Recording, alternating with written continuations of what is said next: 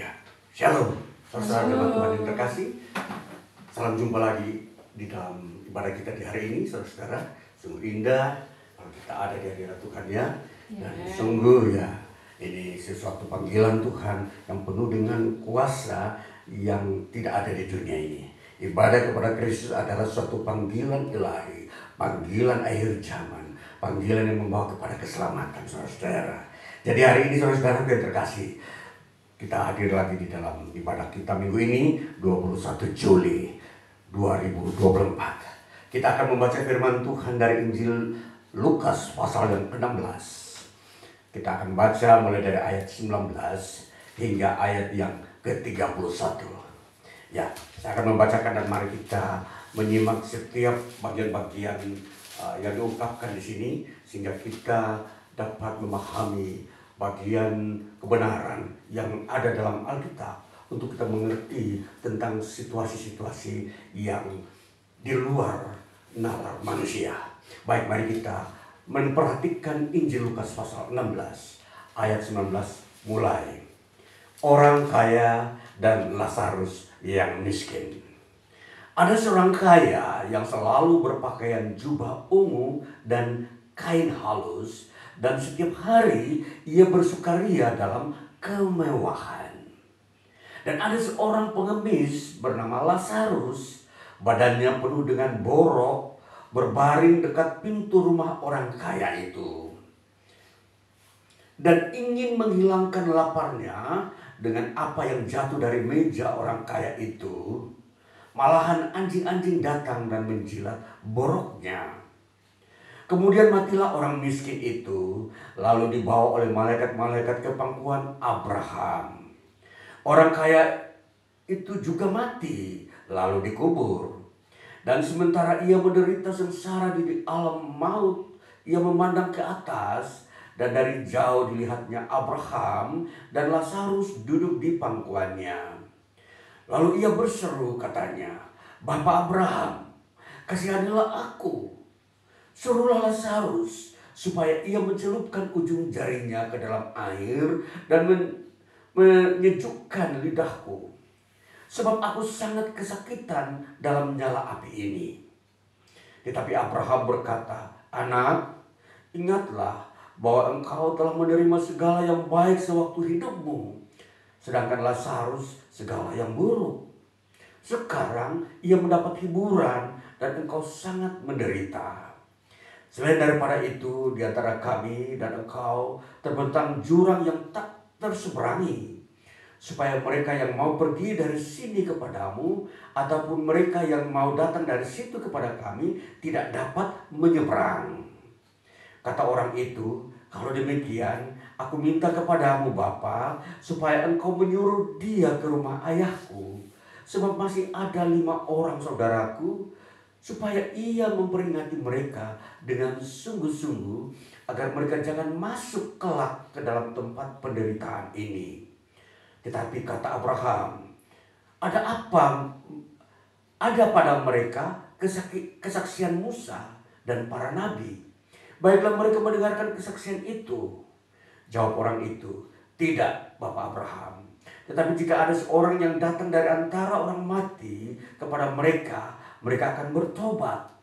Kata Abraham kepadanya, "Jika mereka tidak mendengarkan kesaksian Musa dan para nabi, mereka tidak juga akan mau diyakinkan sekalipun oleh seorang yang bangkit dari antara orang mati." Ya, sampai demikian bagian firman Tuhan yang kita telah baca dan dengar bersama. Dan ini sebuah isi firman Tuhan, sebuah kisah yang menceritakan bagaimana perjalanan kehidupan semua orang. Saudara yang terkasih, kali ini kita akan mendengar sesuatu firman Tuhan yang akan memperlihatkan kepada kita apa itu alam kematian. Maka tema firman Tuhan yang kita baca hari ini adalah alam kematian. Saudara, berbagai-bagai kehidupan di dunia ini, semua orang sering mendengar apa-apa yang menyenangkan ya. Apa-apa yang membuat mungkin memori kita atau alam bawah sadar kita itu seperti diinabobokannya atau disenangkan. Ayo tidur nak, kamu kali ini sudah kenyang atau sehat, silahkan tidur. Itu biasanya manusia lebih cenderung mendengar sebuah kata-kata, kalimat-kalimat yang membuat mereka itu tertidur nyenyak, lelap di dalam kehidupannya. Saudara, kali ini firman Tuhan tidak hanya memberikan sebuah rangsangan untuk orang tenang sejenak atau istirahat, tetapi kali ini membangkitkan atau menyentakkan pikiran dan hatinya bahwa lihat, ada sesuatu yang lain berbeda ketika manusia menghadapi sesuatu yang disebut kematian. Jadi di sini peristiwa yang disebut di dalam judul ini adalah orang kaya dan Lazarus. Baik, kita mau memperhatikan teks ini, kita mau memperhatikan isi daripada firman Tuhan ini. Saudaraku yang terkasih, baik, kita mau memperhatikan bagaimana dua pribadi menjadi wakil atau representasi dari seluruh kehidupan manusia. Dikatakan Lazarus, dia seorang yang miskin. Ini mewakili sekumpulan kehidupan manusia atau semua orang yang berada dalam golongan yang disebut, apa yang disebut di mata manusia adalah miskin. Nanti kita akan mengerti apa itu miskin dalam pengertian kerohanian. Lalu kemudian ada sekumpulan orang lagi yang berada di dalam kumpulan yang disebut orang-orang kaya. Jadi ini sesuatu kisah atau berita yang sudah menampilkan kisah yang jelas antara miskin dan kaya. Saudara, Alkitab sungguh unik dan hanya membicarakan orang kaya dan orang miskin, bukan orang pandai dan orang bodoh. Jadi di sini kisah yang mengarahkan kepada kita untuk mengerti orang kaya dan orang miskin itu akan menuntun kita kepada sebuah pola hidup kerohanian yang nanti di situ akan memisahkan kehidupan seseorang dengan yang lain. Jadi Alkitab membuka bahwa tidak selamanya semua orang itu bersama. Suatu waktu dipisahkan.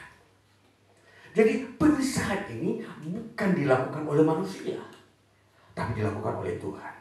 Jadi sementara kita hidup di dunia ini, tentunya tanpa ada sebuah referensi daripada Alkitab, maka semua orang tidak tahu bagaimana dia harus bersikap.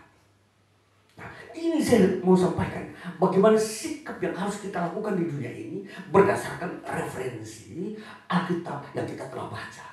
Di mana di situ panduannya adalah orang kaya dan orang miskin yang diberi nama Lazarus. Orang kaya ini tidak dikenal namanya, tetapi orang miskin ini begitu terkenal, namanya Lazarus. Lazarus kalau dalam bahasa Ibrani itu artinya orang yang diberkati Tuhan. Ya, kita harus tahu bahwa istilah yang ditampilkan oleh seorang sosok yang bernama Lazarus, di situ kita melihat sungguh kalau secara kacamata manusia memang sangat mengerikan. Dia bukan saja miskin, dia seorang yatim piatu. Tetapi selain itu dia seorang berpenyakitan borok. Berarti apa saudara-saudara? Bagaikan sampah saudara-saudara ya. Kalau kita memperhatikan sampah itu tidak ada nilainya. Orang selalu buang ke tempat-tempat yang memang di situ tidak indah. Tempat pembuangan sampah adalah tempat di mana di situ katakanlah orang tidak akan di situ. Ya. Kita perhatikan Lazarus ini dia tidak mempunyai rumah. Dia datang di depan pintu rumah orang kaya. Kemudian di situ dia hanya menantikan makanan yang jatuh dari meja orang kaya. Ya, bisa saja mungkin makanan itu jatuh lalu disapu, dibuang di depan pintu, itulah yang diambil oleh Lazarus, dimakan. Ya, ini saking miskinnya. Miskin yang paling miskin inilah Lazarus. Sudah yatim piatu, tidak punya rumah, memang sangat-sangat miskin, dan kemudian dia penyakitan borok. Secara medis dia orang yang paling menderita, tidak ada orang bisa merawat mengobati penyakitnya. Borok adalah sebuah penyakit luka-luka yang karena saking tidur di pinggir jalan tidak sehat sehingga badannya terluka. Ini pemandangan seorang yang bernama Lazarus. Dia begitu menderita. Dan kalau kita melihat konteks kita sekarang ini, memang ada orang seperti ini. Kita kalau lihat orang yang sudah hilang ingatan, mereka tidur di pinggir-pinggir jalan, ya orang seringkali bilang itu orang gila. Mereka kadang-kadang tidak berpakaian, kadang-kadang tidak terurus badannya, tidak mandi, bahkan makanannya dia ambil dari sampah-sampah. Itu ada, saudara-saudara. Dan kita perhatikan, ini Lazarus ini, dia ada di tengah orang kaya, bukan pinggir jalan, saudara-saudara. Bagaimana kita memperlihatkan pemandangan orang kaya ini? Dikatakan dia setiap hari makan, bersukacita, berpesta setiap hari. Tidak ada hari tanpa berpesta bagi orang kaya ini. Berarti dia ini begitu kaya, saudara-saudara. Kehidupan kalau bahasa sekarang dikatakan 7 turunan kekayaannya pun tidak habis. Ini saking kaya. Nah, sesuatu jurang yang begitu jauh antara orang kaya dan seorang yang miskin, Lazarus ini di dunia ini. Waktu mereka menjalani kehidupan ini sungguh sangat beda jauh. Dan kita melihat tiba-tiba pasti ada kematian. Lazarus mati, saudara-saudara. Lazarus ini mati. Tetapi kematiannya kita perhatikan. Apa yang terjadi ketika dia mati? Dikatakan kemudian matilah, ayat 22, kemudian matilah orang miskin itu, yaitu Lazarus, lalu dibawa oleh malaikat-malaikat ke pangkuan Abraham. Perhatikan, Lazarus ini seorang yang dalam bahasa Ibrani dikatakan orang yang diberkati Tuhan. Ya, kita perhatikan, ketika dia mati, dalam kemiskinannya, dalam penderitaannya, dalam keadaan kesepiannya di muka bumi, tidak ada seorang pun yang menyapa dia. Tidak ada seorang pun yang menerima dia di rumahnya. Dia hanya tidur di depan pagar rumah orang-orang. Ketika dia mati, tidak ada orang menguburkan dia. Pasti kalau secara hukum alamiah di muka bumi ini, pasti polisi datang melihat tiada keluarga, langsung dikubur oleh pemerintah. Itu secara manusia. Tentunya tidak ada riwayat siapa yang menguburkannya. Lalu tiba-tiba malaikat datang, membawa dia langsung duduk di pangkuan Abraham. Nanti kita lihat posisi Abraham itu di mana. Abraham dikatakan dia duduk di tempat di mana memang di situ penuh dengan kesukacitaan Allah. Di situ suasana surga sudah ada. Nanti kita memperhatikan tempat yang dinamakan tempat pangkuan Abraham dikatakan kolpos Abraham. Kolpos itu adalah sebuah tempat di mana disediakan sebagai tempat pangkuan orang-orang yang masuk ke dalam dunia orang mati. Jadi tempat ini namanya kolpos. Kolpos itu pangkuan. Jadi sejenis tempat di mana itu belum masuk dalam kerajaan surga. Itu masih di dalam lingkungan di mana Abraham sebagai bapak orang beriman ini, dia menampung orang-orang yang akan masuk ke dalam surga. Namanya kolpos. Perhatikan. Lalu kita melihat kemudian orang kaya ini juga mati. Dikatakan juga seterusnya, ayat 23.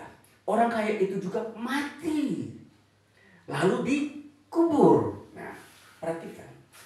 Orang kaya ini tentunya dia masih muda. Nanti ayat ini dikatakan kepada Bapak Abraham, tolong biarkan ada orang yang mati dibangkitkan datang ke bumi untuk beritahu ayahnya. Karena dia masih mempunyai 5 saudara. Perhatikan. Berarti dia ini masih muda. Kalau ayahnya berumur 60 tahun, dia berumur 30 tahun. Jadi pemuda ini mati. Yang setiap hari berpesta pora ini, dia mati. Ya.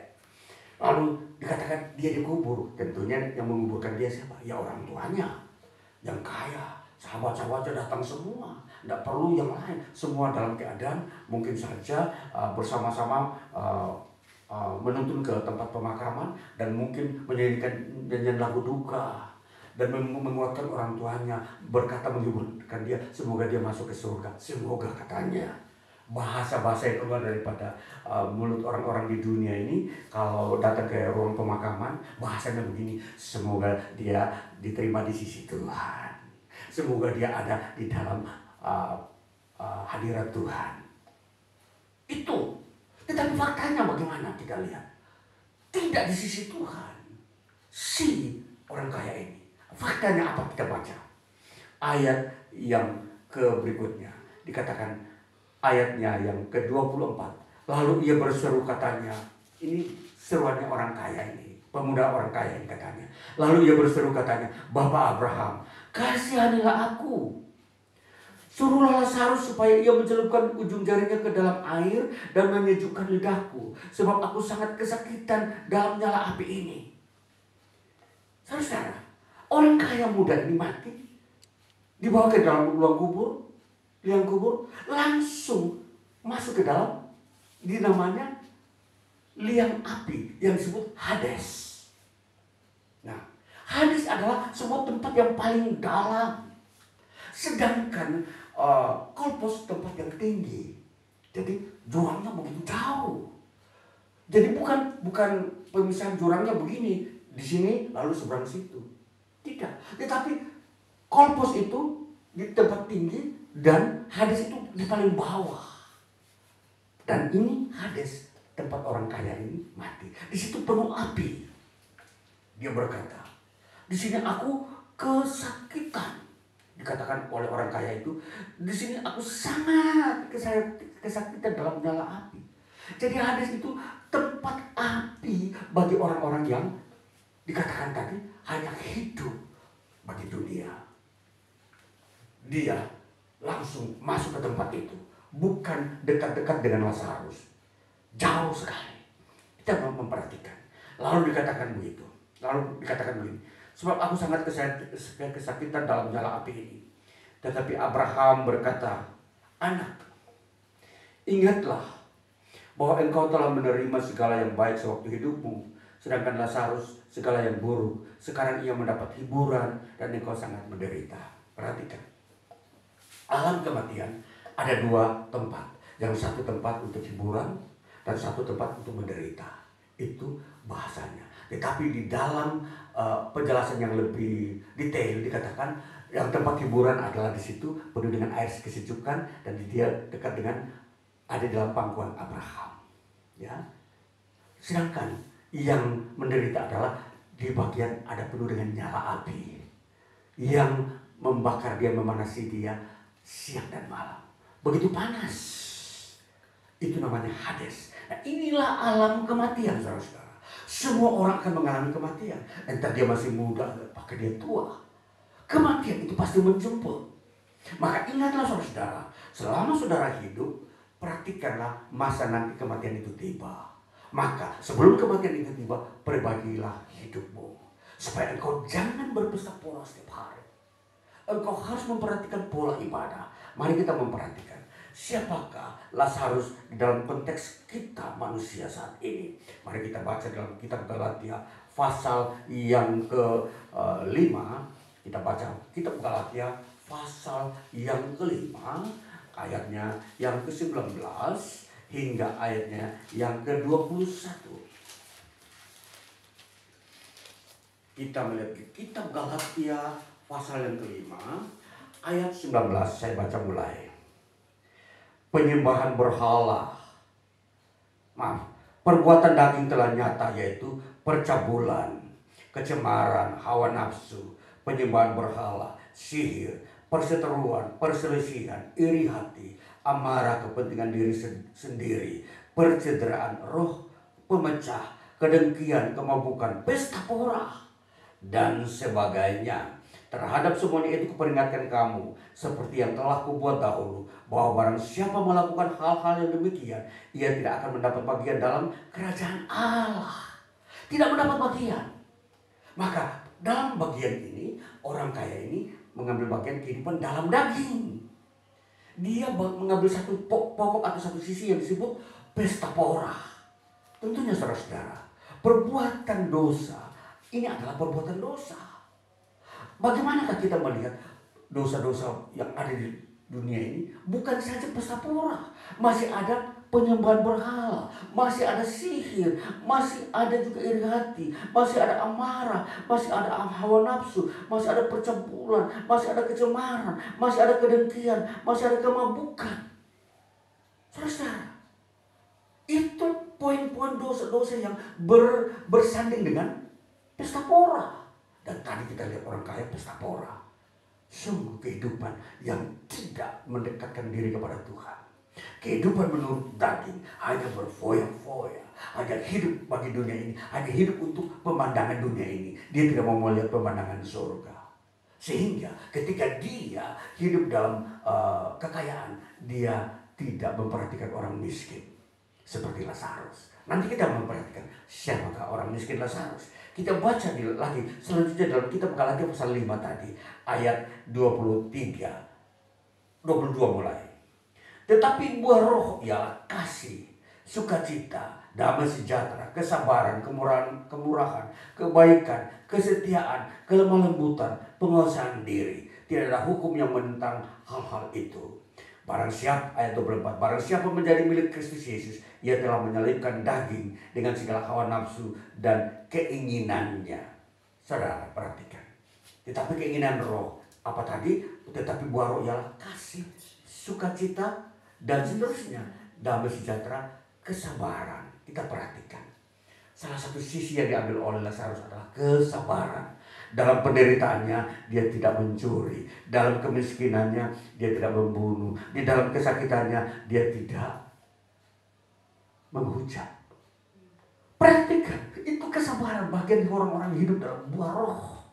Maka di dalam representasi kehidupan dua orang ini, Lazarus dan orang kaya, maka kita melihat bahwa itu adalah kehidupan manusia di dunia ini. Yang satu hidup menurut daging, yang satu hidup menurut roh, buah roh. Maka hidup beriman kepada Kristus, kita harus tahu, kita harus hidup dalam kesabaran. Mungkin saudara saat ini, saudara memang bergumul pekerjaan, saudara tidak mendapatkan sesuatu yang saudara inginkan seperti yang ada di dunia ini, ingin mendapatkan sebuah gaji atau upah yang besar. Tetapi kalau saudara mengerti sabar, saudara tidak melakukan kejahatan, saudara hidup seperti Lazarus. Kita perhatikan, Lazarus langsung diterima oleh malaikat, langsung dibawa dulu di pangkuan Abraham, disambut para malaikat. Perhatikan orang-orang yang hidup dalam buah roh. Di dalam alam kematian kita sudah tahu, ketika kita melihat ada orang lebih dahulu mati, kemanakah tujuannya? Dua, kalau tidak di kompos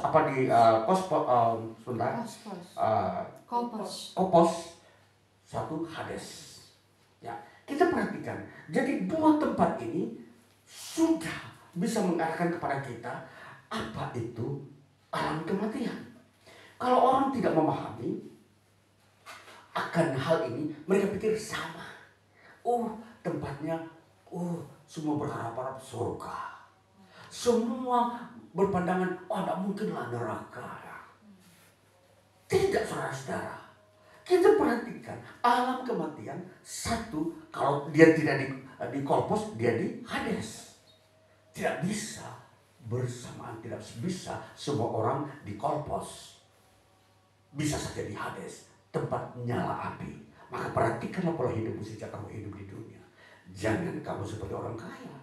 Jangan kamu hanya hidup dalam kedagingan, pesta pora, bahkan penyembahan berhala, percampuran, iri hati, kemabukan, dan sebagainya yang terdapat dalam kitab Galatia ini. Nah, Alkitab sudah memberikan arahan, pandangan bagaimana setiap orang mau memilih jalan hidupnya. Siapa yang mau memilih jalan hidup yang dilakukan oleh Lazarus? Siapa yang mau memilih jalan hidup yang dilakukan oleh orang kaya? Keduanya sudah jelas dan terang. Tidak ada pengaburan, tidak ada moga-moga. Sudah jelas, kalau tidak kolpos, Hades. Nah, itulah pemandangan yang kita harus tahu tentang alam kematian. Maka kita tidak bisa lagi mengarang-ngarang cerita. Orang ini kemungkinan dia di surga, atau dia di tempat yang penuh dengan damai, tidak ada penghukuman. Semua orang tidak bisa menilai siapakah yang akan bisa masuk tempat itu. Dia sendiri yang bisa menilai. Dia menilai di manakah saya sekarang ini. Saudara menilai diri saudara sendiri. Saudara tahu perbuatan apa, hidup yang seperti apa yang saudara jalani sampai hari ini. Apakah penuh dengan kejahatan, penuh dengan perbuatan daging, ataukah penuh dengan buah roh, penuh dengan kebenaran? Itu. Jadi titik untuk kita menemukan, kita masuk di dalam kolpos, kita harus bertobat dari segala kejahatan di dunia ini. Dunia ini banyak penuh dengan kejahatan, penipuan, tipu daya, dan segala kepalsuan-kepalsuan demi untuk mencapai pola hidup pesta pora kekayaan. Orang ingin hidup kaya, tapi dengan cara dia menipu, membunuh, mencuri, merampok, dan seterusnya. Bertobat saudara-saudara. Tinggalkan saudara-saudara yang mendengarkan firman Tuhan hari ini, yang masih terus sedang melakukan kejahatan, penipuan, dan mengambil kekayaan orang lain tanpa persetujuan, dan mencuri, bahkan membunuh, melakukan perbuatan-perbuatan amoral, melakukan penculikan-penculikan. Tinggalkan saudara-saudara yang merusak orang lain dengan kekuatan ilmu-ilmu sihir, perdukunan. Tinggalkan saudara-saudara kalau ingin masuk ke tempat pangkuan Abraham, kolpos. Kalau saudara tidak bertobat, saudara masuk ke dalam Hades, penderitaan yang penuh nyala api. Inilah firman yang kita harus ketahui di hari-hari hidup ini ke depan. Sepanjang saudara hidup di dunia ini, mengertilah dan tahulah bahwa ada tempat yang berbeda di alam kematian. Dia di kolpos atau ke Hades. Itu yang harus saudara ketahui. Maka supaya saudara meyakinkan diri saudara mau ke tempat kolpos, bertobatlah dari segala dosa. Jangan berbuat dosa. Jangan berbuat berbagai kejahatan dan segala tipu muslihat yang di dunia ini yang seperti ular. Ular itu sifatnya selalu menipu, selalu membohongi, selalu dengan cara-cara licik untuk mencapai kehidupan, kejayaan, kesuksesan. Jangan saudara-saudara, bersabarlah, hidup dalam kesabaran. Berkat Tuhan akan ada menanti engkau. Tuhan akan selalu menyediakan jalan berkat bagimu. Jangan mendahului Tuhan. Hiduplah menantikan Tuhan. Sabarlah. Itulah pola hidup Lazarus. Kesabaran. Itulah sebabnya malaikat menyambut dia ketika dia mati. Karena pribadinya yang begitu sabar. Tanggung menderita. Dia tidak mau mencuri ketika dia lapar. Dia tidak mau melakukan kejahatan ketika dia dalam keadaan kedinginan, ketelanjangan, dan tidak mempunyai rumah. Dan seterusnya saudara-saudara. Perhatikan baik-baik kehidupan saudara. Moral saudara. Bawalah hidup saudara, pikiran saudara, moral saudara ke tempat yang paling baik. Jangan membiarkan moral saudara dibawa oleh kejahatan dunia ini. Dan inilah yang menjadi tanggung jawab saudara terhadap diri saudara. Tidak ada orang lain bisa menolong saudara kalau saudara sendiri tidak mau berubah. Sia-sia semua upaya orang mau menyelamatkan saudara, tapi saudara sendiri tidak mau.